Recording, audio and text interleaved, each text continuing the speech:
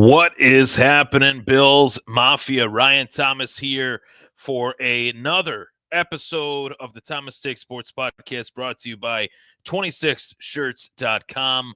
Of course, this is not just any other episode. This is the NFL Draft Eve episode that I've been bringing to you guys on all my social media platforms since 2017. So actually 2016. So this is a fun one for me. This is a fun one for the Bills fans. This is a show in which I'm going to go over the biggest storylines pertaining to the Buffalo Bills heading into the 2025 NFL draft. And let me tell you, if there was ever a data point in the National Football League, something that we could kind of look at and say, yeah, that's true, or something that we could agree to and say, yeah, that's a true statement. It would be the simple fact that the NFL draft is so important because the NFL draft is what makes champions. That's what makes teams competitive in the National Football League. That's what sets teams apart from being contenders or pretenders or basement dwelling teams that just can't get over the hump to being playoff caliber, hitting on draft picks. For a long time, Buffalo was a team that would not hit on draft night. And I was very thankful to Mick Bean, so to speak, for the simple fact that they have been able to, for the most part, as I've illustrated these last few weeks, they've been able to hit on what is the majority of their picks. It hasn't been perfect. I will say Kaiir Elam, I think, really, hurt that, record of Brandon Beane and his ability to draft players consistently and have them produce. But I will tell you that looking at last year's draft, having it jotted down, Keon Coleman, Cole Bishop, Dwayne Carter, Ray Davis, Cedric Van Pran Granger, Javon Solomon, those are the names that really jump out at me. But if I were to give a grade to that class right now, it's too soon, way too soon. Keon Coleman had a wrist injury last year, but the connection was, I thought, cultivated from the Josh Allen standpoint. I think he did a good job of trying to get him the ball.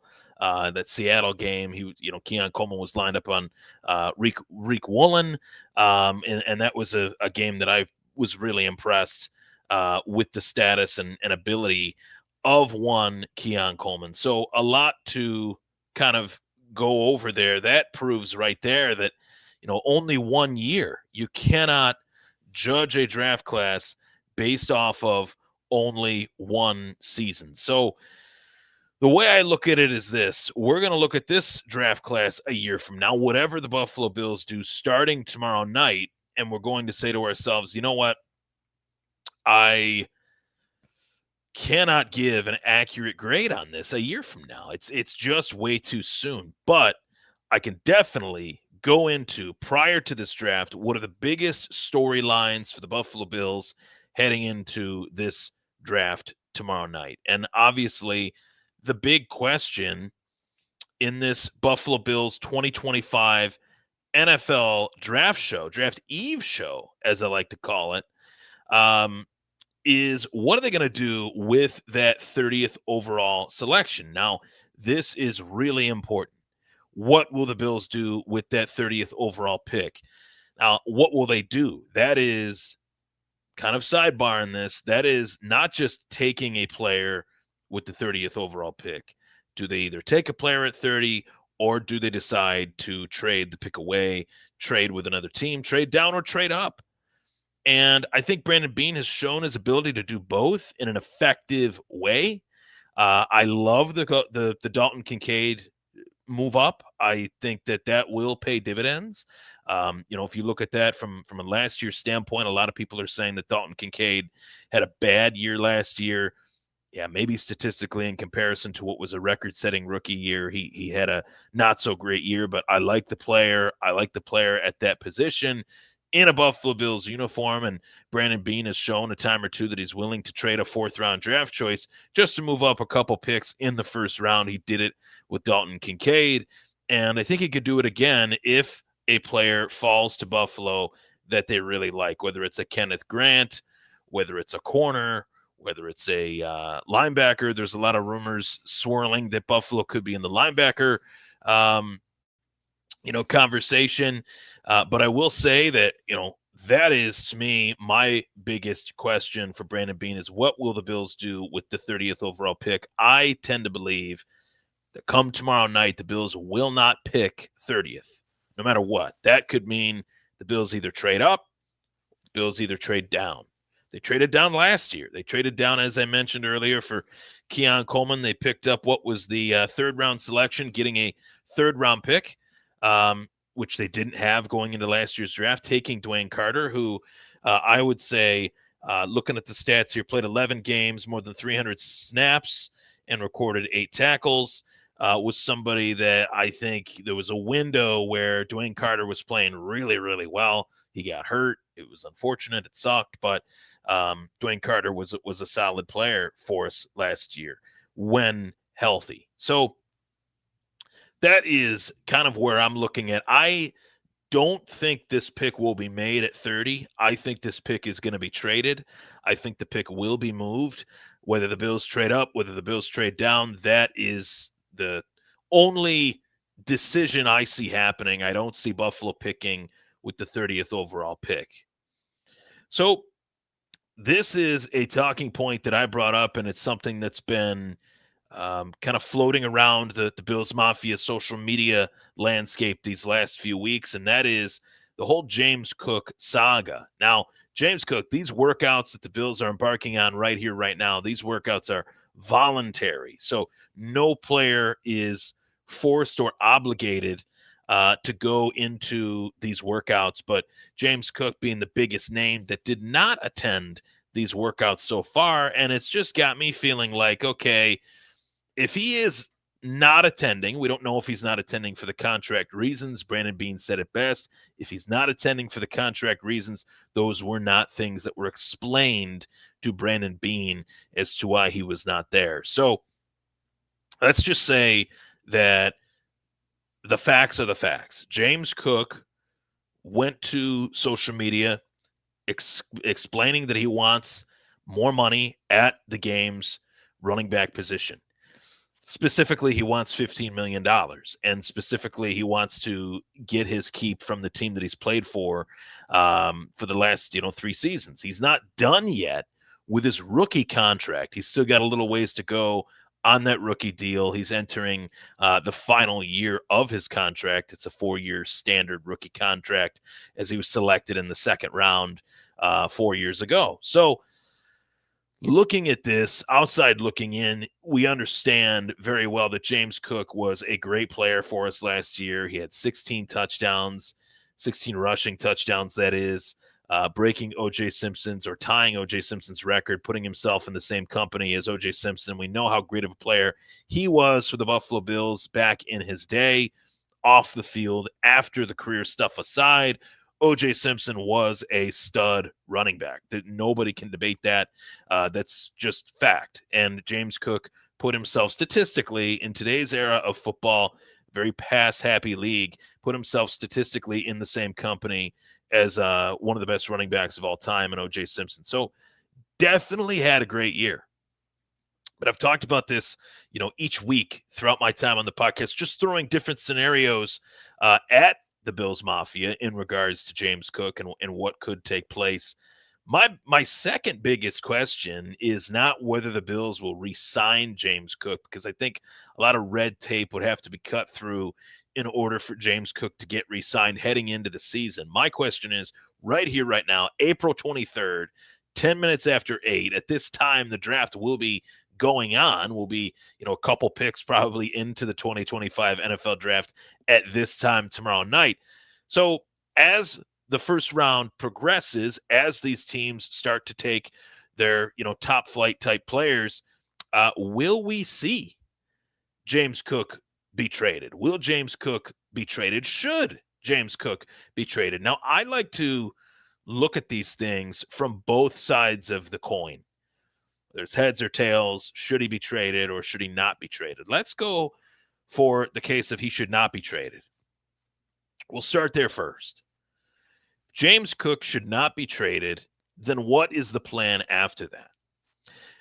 Is it apparent to the Bills front office that they can get something done with James Cook? Are we in the same ballpark as a team towards the representation that James Cook has as far as extending him?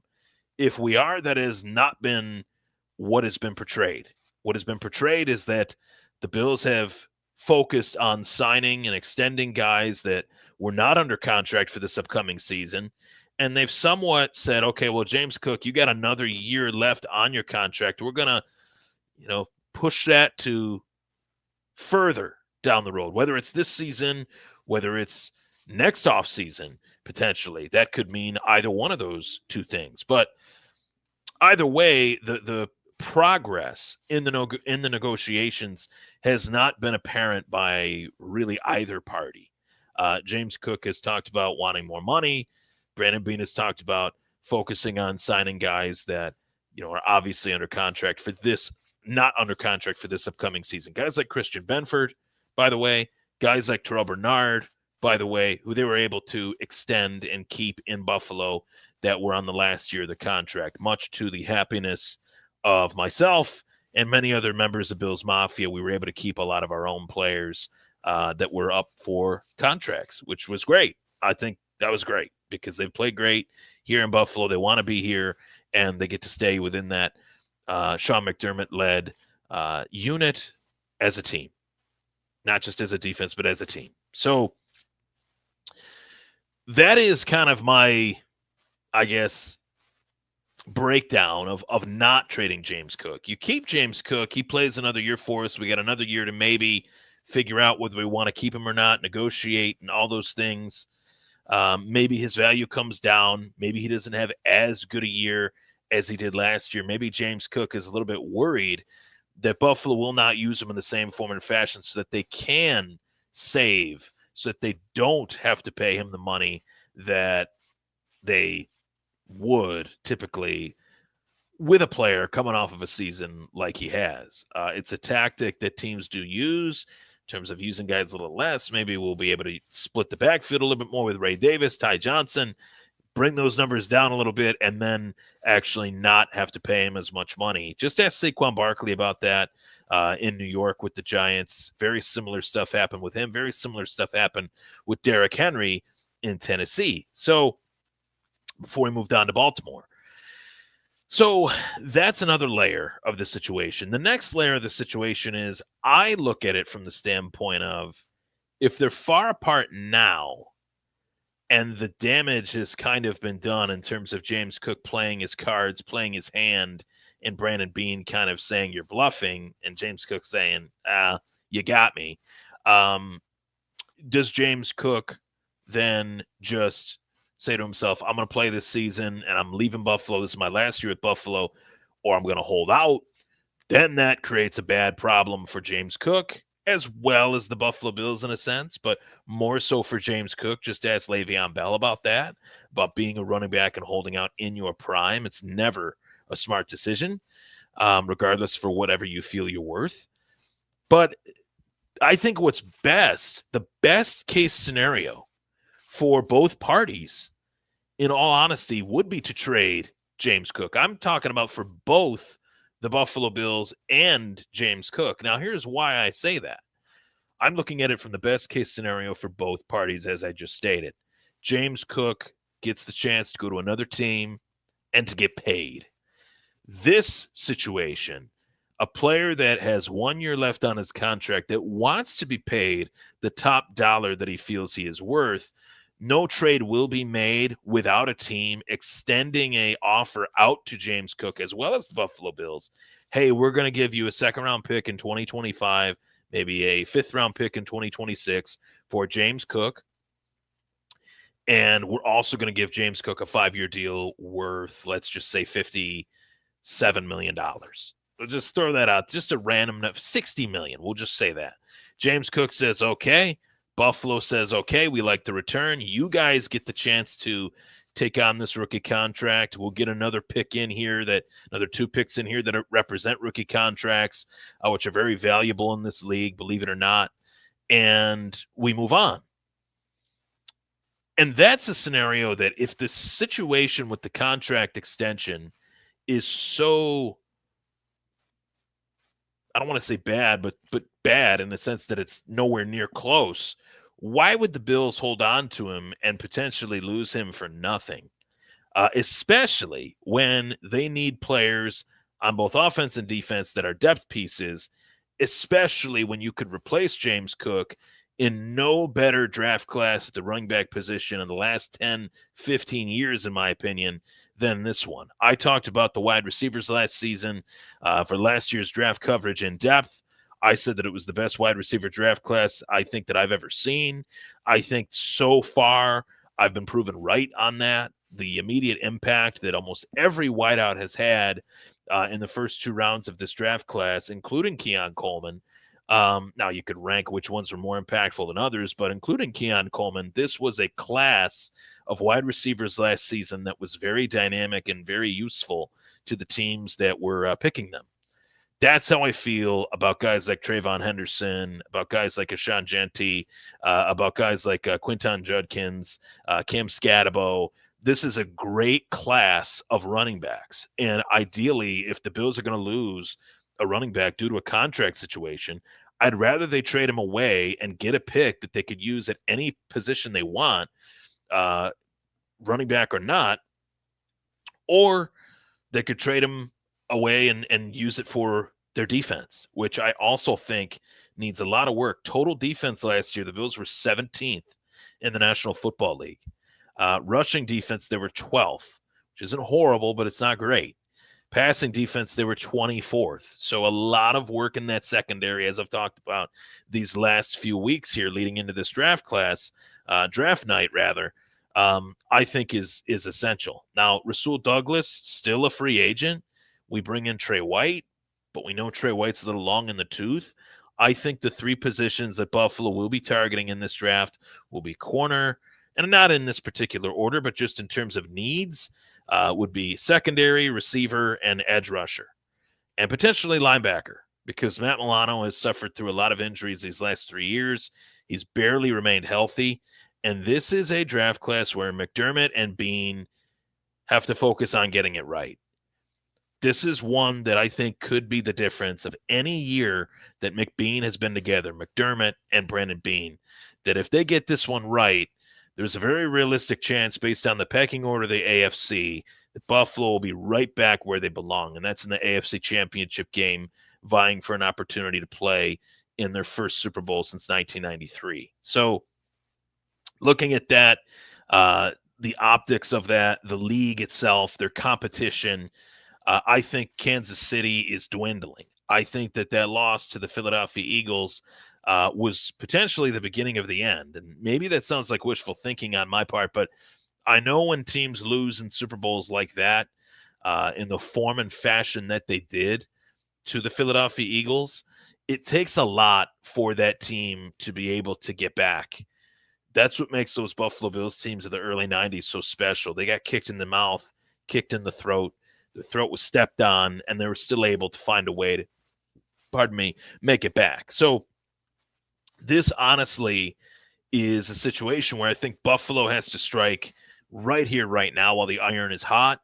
And I think they need to make certain that they're bringing in players that are immediate impact guys. And the best way to do that is to hit on these players in the draft. I said it from the very beginning of this podcast tonight. I've said it many times over, but you look at the history of the National Football League across all the dynasties and all the eras of football and what separates those teams from their competition. It's simple. The fact that their head coach and GM were in unison, lockstep, in terms of how they evaluated players, in terms of how they drafted players, where they picked players, at what time in the draft did they pick those particular players. And, you know, if the saying Rome wasn't built in a day, it wasn't. But I tell you what, when you can hit on consecutive drafts, That's what can turn a team that was a cellar dweller in the early 90s Dallas Cowboys into, unfortunately, at the hands of beating us, back-to-back Super Bowl champions with some of the picks that Jimmy Johnson acquired and used those picks and how he used them. So this is a real science that is within the National Football League, and that's drafting players. I think the Philadelphia Eagles are set to be a great team for a very long time based on how they have drafted, based on how they have picked their players and how they fit the scheme and how they want their players to actually work within that scheme. They've created a culture in and of itself just by doing that time and time again. And I think, looking at previous drafts of the Buffalo Bills, for every Josh Allen, there's a Kaiir Elam. For every Kaiir Elam, for every James Cook, there's a Ray Davis, right? So there's reasons why these picks kind of flow in the sense, I've often wondered as we, talk about this James Cook situation, did the Buffalo Bills maybe know that maybe, just maybe down the end of the line that James Cook was going to demand a high salary and they wanted to bring in another young running back in the event that James Cook decides to hold out or gets traded? Ray Davis did some really great things last year, topping 600 yards on 130 touches. That's crazy for a rookie running back to be able to put up that type of numbers as a backup, essentially. So I think they would be just fine if they did move on from James Cook. Would I be a little disappointed? Of course. I love James Cook. I'm not saying I don't like the player, but the market is the market. What that player wants and what that player should get sometimes is two different things. And when you play 44% of your snaps and you want top dollar, you want to be paid like Saquon, you want to be paid like Derrick Henry, and you just haven't done the year-to-year work that it takes to do that, that's when I say to myself, you know what, I think it might just be better for both teams to move on, and it's essential that Buffalo is aware of that in terms of who they bring in. So looking at things in terms of McDermott and Beane getting it right, I definitely think that there's a lot left to be desired in terms of the offense to a lot of fans.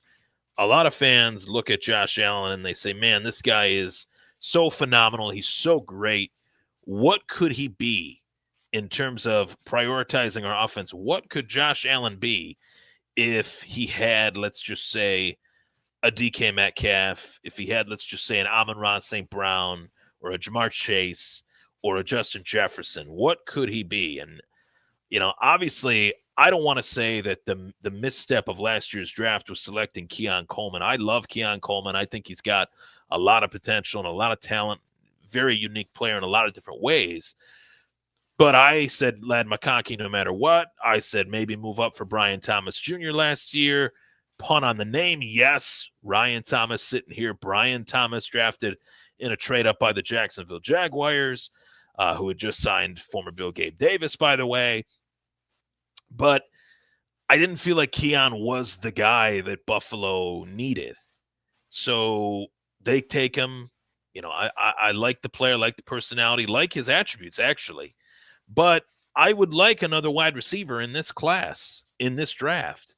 Maybe not out of this class. Unfortunately, this class is nowhere near as good as last year's wide receiver class. There is two guys here that are looked at as legitimate studs. I will say three, one of which is Travis Hunter. And the big caveat with Travis Hunter is whether he's going to play corner or wideout. This is a very dynamic player. This is a 1 in a million type guy in terms of all the things that he can do and all the nightmares that he can create offensively and defensively. He's an extremely smart football player, coached by one of the best two-way players to ever do it, the best two-way player in the NFL to ever do it, Deion Sanders. So, I think Travis Hunter, it's reported that he's going to be a corner in this league, more so than a wide receiver. But depending on where he goes, if he goes to a team like Cleveland, he could end up as a two-way player. Buffalo's not going to get him. It sucks. I wish they could. I like him a lot, but Buffalo's not going to get him. So you take him out of the equation in terms of the wide receivers. You got Titaroa McMillan out of Arizona. He's going to be probably the first wide receiver off the draft board tomorrow night. Somebody that is looked at as, I think, probably a top 15, top 20 pick in this class. And dare I say it, of course, we mentioned Ladd McConkey. We mentioned Brian Thomas Jr., looking at the order in which those guys went: Marvin Harrison Jr., Malik Neighbors, Brian Thomas, of course, Xavier Worthy, Ladd McConkey, Keon Coleman, all these guys. I think they're all going to be great. I don't see one that's going to be bad out of the guys that were picked in the first 2 rounds. Go to my website, RyanThomasTake.substack.com, where I wrote the article on those wide receivers. I'll actually post it on my Twitter just to provide a little bit of a throwback refresher on how strongly I believe in that wide receiver class. But I mention that because this class isn't quite that. It's not going to be 2 years in a row, but I like the wide receivers in some cases, in some situations, for our Buffalo Bills. I mentioned the 2 guys that I think will be gone: Titaroa McMillan, Travis Hunter. I don't know if he'll play wideout depending on where he goes. But another one, Luther Burden, who has been a name that has been thrown around there as a late first-round guy, early second-round guy, 5'11", 205, ran a 4.5, 240.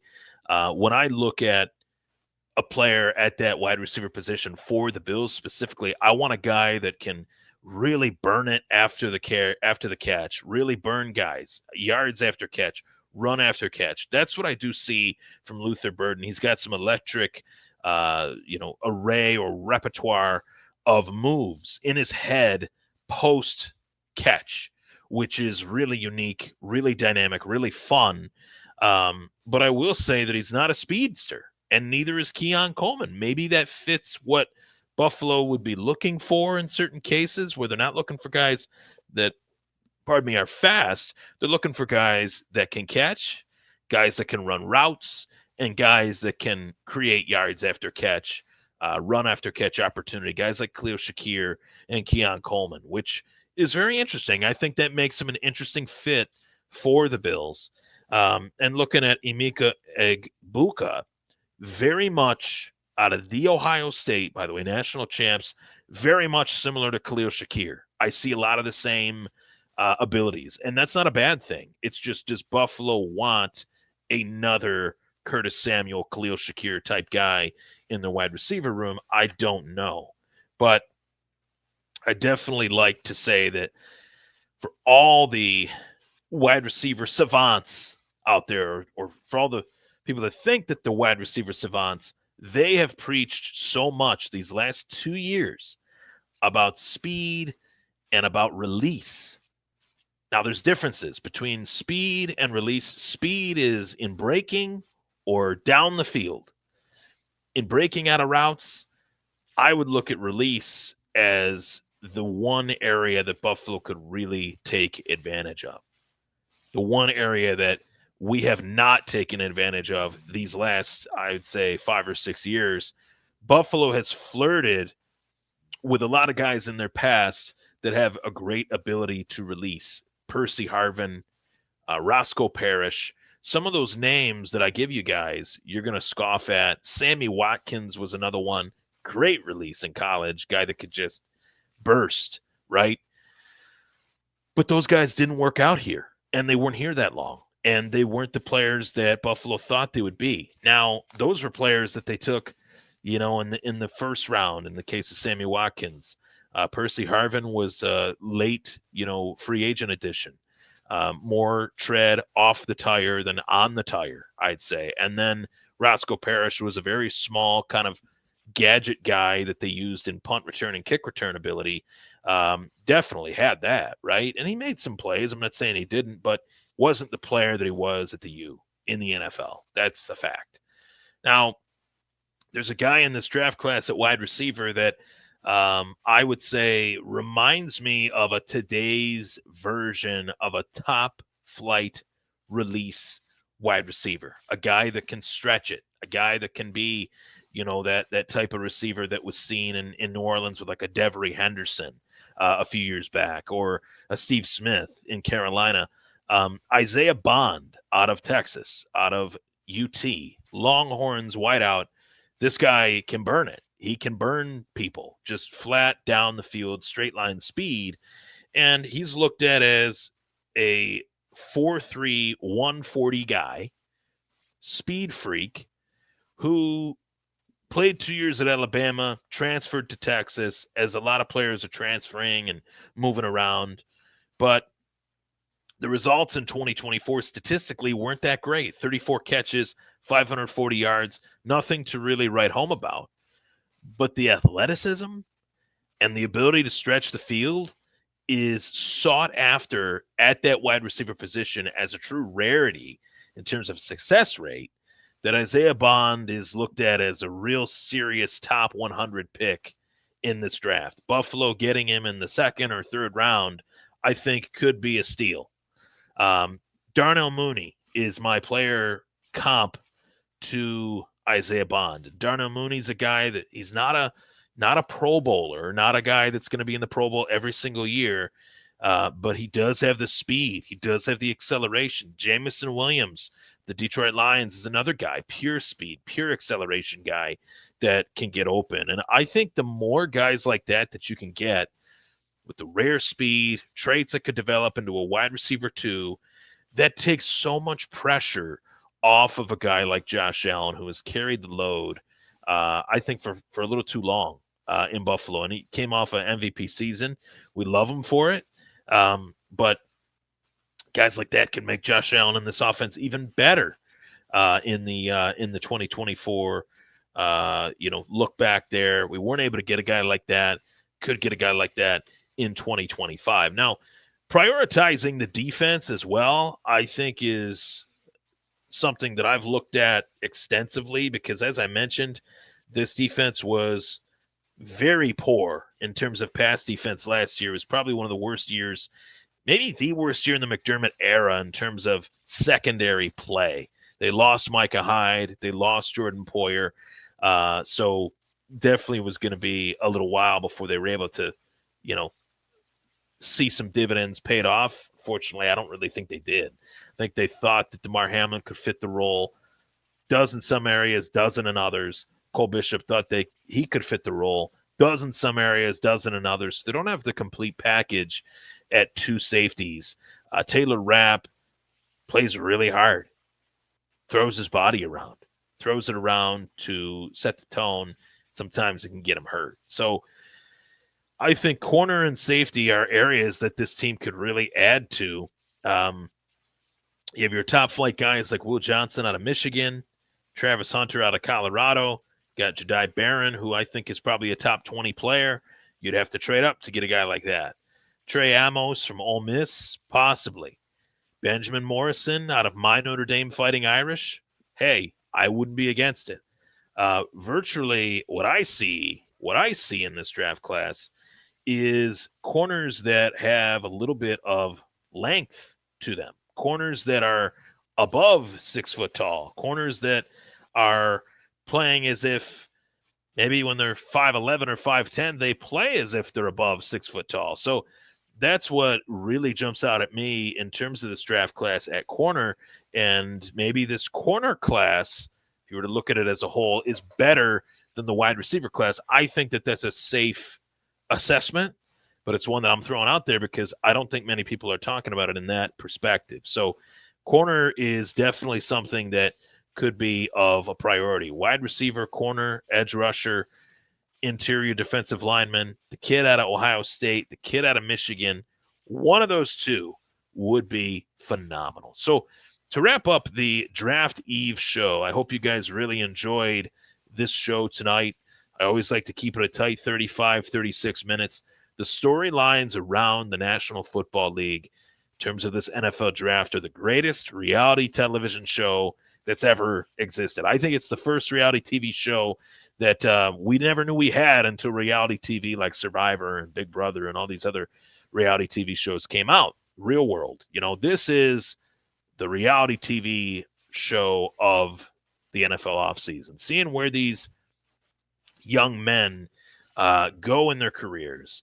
Some legendary college careers. Travis Hunter, legendary. He played two positions. He excelled.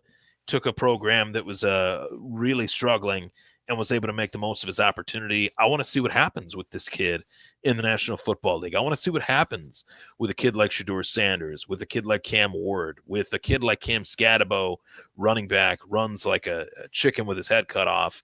Trayvon Henderson, the big plays that he made in the BCS National Championship game showed, that he was really primed and ready for prime time National Football League, spotlight.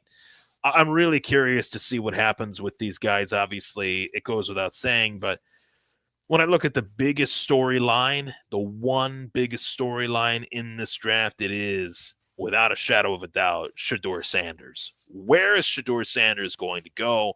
Is Shedeur Sanders going to be evaluated fairly? Is he going to be evaluated for his play? Is he going to be evaluated for his name, for his hype? I'm very curious, just as an NFL draft, watching a lot of them since I was a little kid. I'm curious to see if Shedeur Sanders' NFL draft experience will be similar to that of Aaron Rodgers, or will it be like Mark Sanchez, where Mark Sanchez got picked with a top 5 pick and nobody expected that, right? So I'm very curious to see how these teams really evaluate these players. If it were me, going out on a limb here, I don't think too much, but if I were the New Orleans Saints, I would not let Shedeur Sanders pass me by. Derek Carr has the injury problems that he does. I don't really know if they're really married to Derek Carr long term, and he's trading in the black and gold for another version of the black and gold at this time in the NFL, from Colorado to the NFL. I think that Shedeur Sanders going to the Saints would be great. Cam Ward, more likely than not, the top pick in tomorrow night's first round of the NFL draft. I do see more upside in Cam Ward than I do Sanders, but I think both guys could be pretty good in this league. Jackson Dart, quarterback out of Ole Miss, I think will be a top 25 pick. I mocked him going to the LA Rams, which I think would be great for him, great for Sean McVay, and honestly great for the league. When you have players that fit a certain coach, fit a certain scheme, go to a team that highlights their talent, I think that's great for the game. So it's going to be very interesting to see where these quarterbacks end up, where these running backs end up, over, under, running back wise, how many running backs will be picked in the first round. I know that that's a question that I'll get. I'm going to go with 2. I think it's going to be Jeanty, and I think it's going to be, actually, you know what? I could see 3 potentially. Could be Jeanty, could be Henderson, and Omarion Hampton out of UNC. So Jeanty out of Boise State, top 10.